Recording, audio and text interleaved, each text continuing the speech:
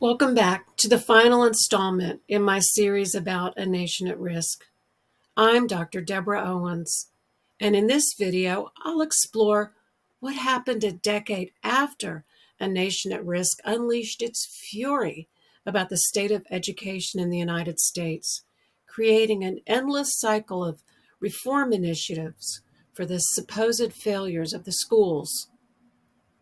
It's surprising to me how quickly a federal report like A Nation at Risk could instill a sense of crisis about our education system. I'm equally surprised at how another federal government report challenging the notion of our schools as failures could be squelched and almost lost to history. I say almost because, well, the Sandia Report has now seen the light of day. In the decade following the publication of A Nation at Risk, its findings went largely unchallenged, and therefore education reforms were predicated on the highly suspect findings of that report and fueled by its alarmist tone. Government officials routinely hearkened to A Nation at Risk in their public pronouncements of a failing public school system and the need for systemic reform. What if, however, a government report surfaced that called into question the validity of the findings of A Nation at Risk? It was one thing for radical liberal university professors to challenge the notion that the schools were failing and publish articles that would only be read by intellectuals and policy analysts in academic journals. It was another thing entirely for the U.S. government to issue a report that challenged the findings issued by the Department of Education in 1983. In 1990, Admiral James Watkins, the Department of Energy Secretary, instructed Sandia National Laboratories to undertake a study of American education. Watkins was a protege of Admiral Hyman Rickover, who was a staunch critic of America's public schools. As you recall, the opening incendiary paragraph in A Nation at Risk refers to the supposed gains made in education achievement in the wake of the Sputnik Challenge. As a reminder, the Sputnik Challenge refers to the national shock associated with the October 4th, 1957 launch of the world's first satellite by the Soviet Union. What ensued was a crisis moment that the United States had been defeated in the scientific arena by the Soviet Union. In fact, to punctuate this moment of crisis, Life magazine published an expose in March 1958 comparing the education received by high school students in the Soviet Union and those in the United States. According to the magazine article, Soviet students received a rigorous education, and U.S. students received an almost ridiculously shallow education. Admiral Rickover would use this defeat to vigorously attack public schools, testifying before Congress and writing books about the failure of American education. Interestingly, some of the assertions and recommendations of the National Commission on Excellence in Education, published in A Nation at Risk, are almost identical to those cited by Rickover 2 decades earlier. The question is, why did we need the NCEE in 1983 if the American public had already been inundated with the crisis that supposedly existed in American education in the late 1950s? I think the answer to that question is that what was needed was a federal Department of Education in order to truly get the attention of the American public and to provide a framework and governmental mechanism to implement the reforms that Rickover felt were needed to maintain international military superiority. That would make sense when you consider the alarmist military rhetoric employed by A Nation at Risk. In 1990, when Admiral James Watkins, the Department of Energy Secretary, charged the Sandia National Laboratories to investigate the status of education, he was following in what now was a continuing effort to increase the amount and quality of science and mathematics instruction in U.S. schools. Watkins proclaimed, "We have to pick up our society by its bootstraps and find a new mechanism to obtain science and mathematics literacy." Sandia National Laboratories seemed like the perfect entity to undertake an investigation into public schools, with its long history as a federally funded research center. Most likely, what would have resulted from the investigation, it was thought at the time, would be a series of instructional activities that could be implemented in schools to promote science and mathematics literacy. The Sandia researchers completed their study and produced their report in spring 1991. This initial report was originally titled Perspectives on Education in America. It would later simply be known as the Sandia Report. The Sandia researchers knew that their report would not be well received by education policymakers. An early version of the Sandia Report stated, "Unfortunately, much of the current reform agenda, though well-intentioned, is misguided." They went on to assert, "Based on a crisis mentality, many proposed reforms do not properly focus on actual problems." However, the researchers were also concerned that their report would be, at best, suppressed by the Department of Education and, at worst, their federal research funds would be cut as a result of the report's findings. Their concerns seem to have been well-founded. In an attempt to circumvent critics and ensure the accuracy of the report, the Sandia researchers began circulating annotated drafts to educators and researchers in late 1990, amidst rumors that the administration intended to kill the report. When the Sandia researchers first presented their report to the Department of Education in the spring of 1991, they were met with indignation. It has been reported that one Department of Education administrator told the researchers, "You bury this or I'll bury you." One journalist reported that the Sandia researchers were told that the report would never see the light of day and that they had better be quiet. Following the DOE hearings in 1991, DOE officials requested that the Sandia report undergo a review by the National Science Foundation and the National Center for Education Statistics. It has been suggested that while one of the goals of the extended evaluation was supposedly to judge the validity of the report's findings, extending the process helped neutralize its potential impact. Most telling is that in July 1991, the NCES, after evaluating the report, commented that it was rather unique in that it presented a balanced view of American education. In fact, Emerson Elliott, a member of the NCES, reflecting the views of this group, was rather complimentary when he stated, "I applaud the attempt represented here to present a balanced view of education, since that is frequently not the approach analysts take.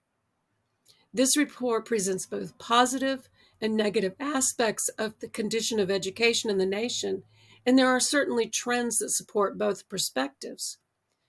This is an important aspect of the report, and balance should be sought throughout the revision process.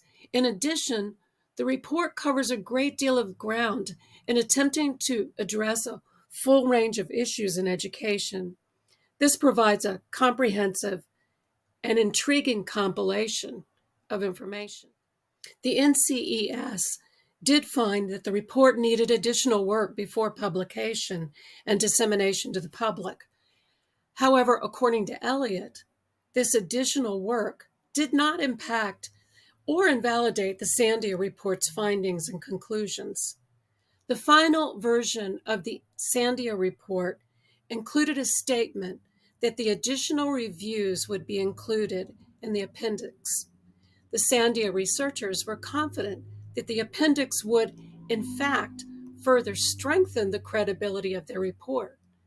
And it was these findings and conclusions that were causing consternation among Department of Education officials and other critics of American public schools who had jumped on board the education reform wagon of a nation at risk. The Department of Education, under the George Herbert Walker Bush administration, never cleared the Sandia Report for publication. To date, the report has only been published in the Journal of Educational Research in its May-June 1993 edition, which was devoted entirely to the Sandia Report.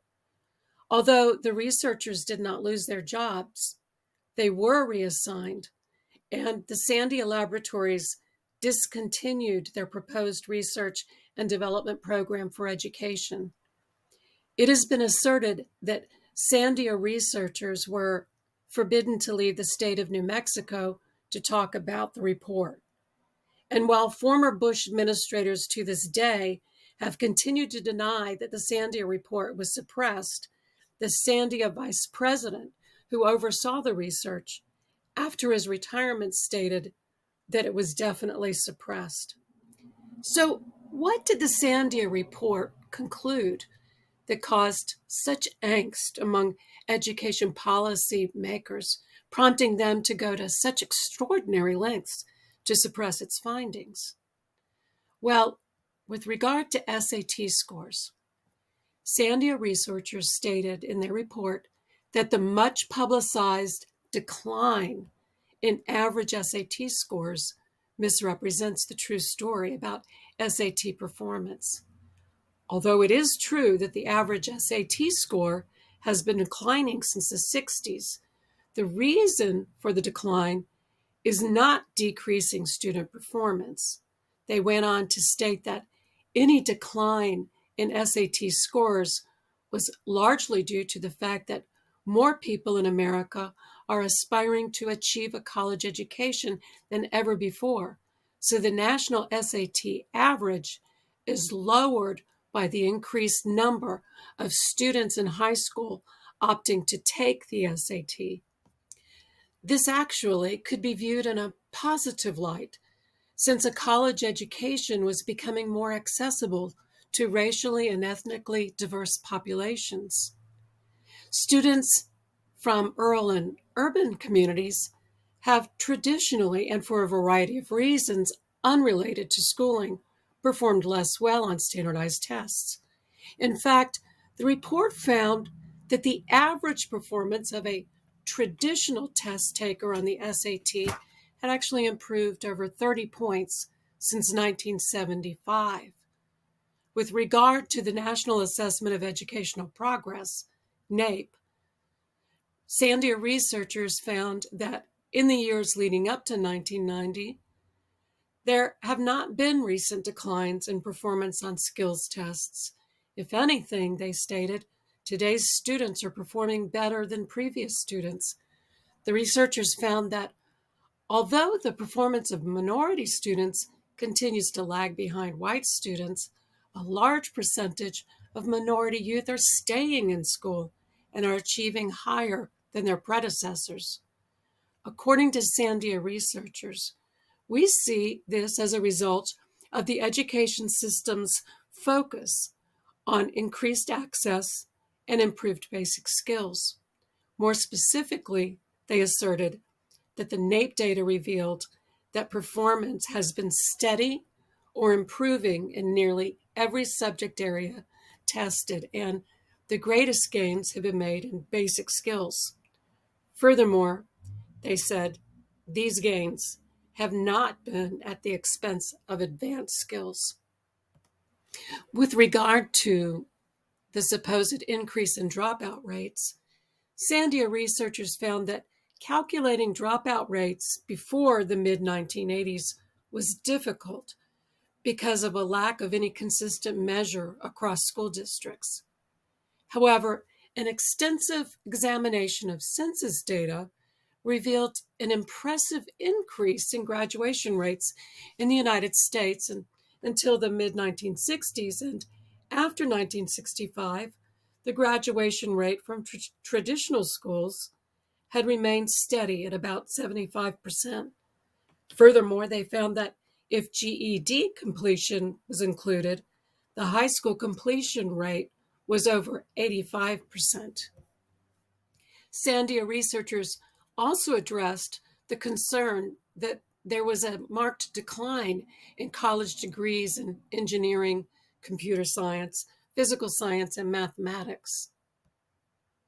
According to the Sandia Report, data from a National Science Foundation report shows that the percentage of 22-year-olds obtaining natural science and engineering bachelor's degrees was actually rather stable from 1960 to 1980 at nearly 4%.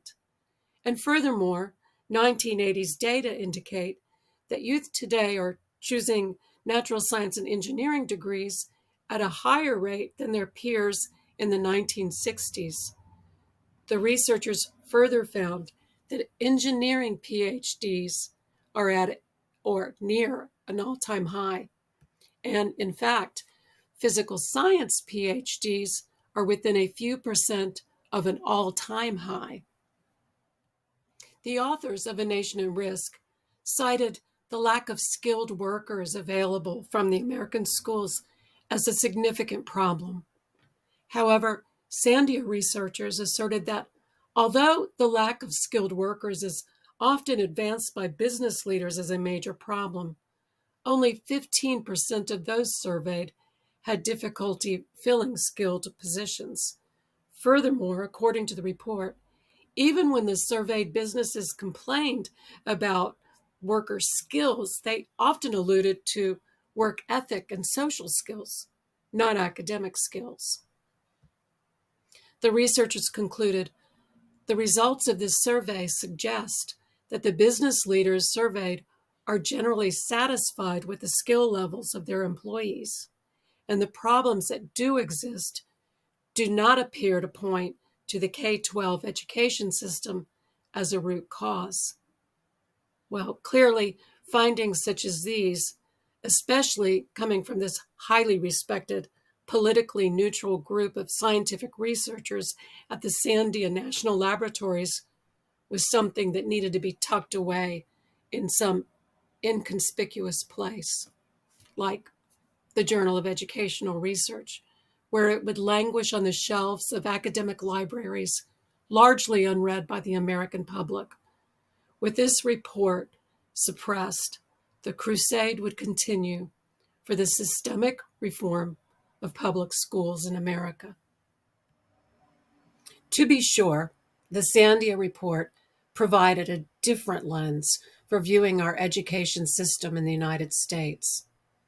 Instead of focusing on some supposed crisis, it pointed to the strengths of a system that is intent on providing equity and accessibility to all of our nation's students.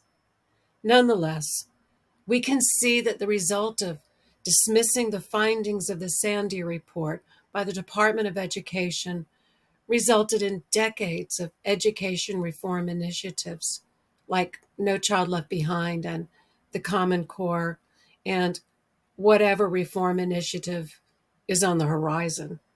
After all, education reform has become big business in the United States. So I don't anticipate an end to the constant reform. I will, however, continue to believe that while there are always challenges, we do have excellent schools and excellent teachers in the United States. Thank you for spending some time with me. Please look forward to future videos about literacy and education.